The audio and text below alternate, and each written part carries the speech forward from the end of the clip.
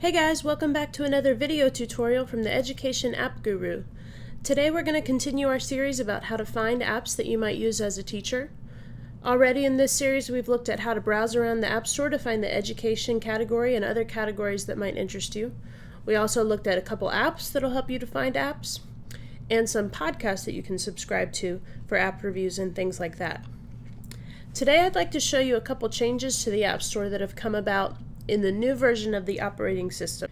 Apple released their new iOS 8 this past week, and it's made some small changes that I think will make your iPad run a lot better, and for the App Store, make it a lot easier for you to find apps that you can use. One of the first differences I'd like to show you is that the categories that we browsed to earlier are just in a slightly different location. Instead of being listed along the middle of the top, you can see the categories button in the upper left-hand corner. You can get to the education category, productivity, or whatever other category might interest you from there. Also, the App Store has started releasing some apps in bundles. You can see this Introducing Bundles tab. I'm going to tap on it. This feature lets app developers bundle together a few of their apps and offer it to you at a lower price than if you were to buy them individually. So for instance, this first app bundle that you see is $19.99.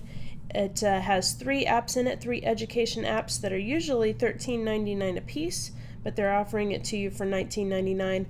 Mine says complete my bundle because I've bought one of the apps before. They're going to subtract the price that I already paid for one of the apps from the price for the bundle. So that's going to be really great. If you find a bundle that already has an app that you've downloaded, you won't have to pay for the app again. You can see down at the bottom with some of the kids bundles, some of these are going to be useful because they're actually education apps for kids that have been bundled together. So this Tiny Bop one here is $4.99 for the bundle.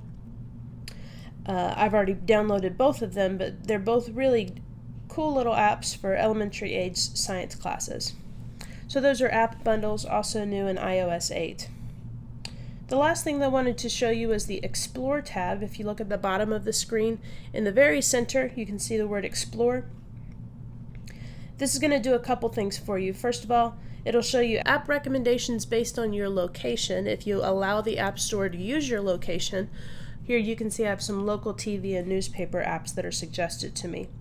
But a little bit farther down, they'll give you some app lists.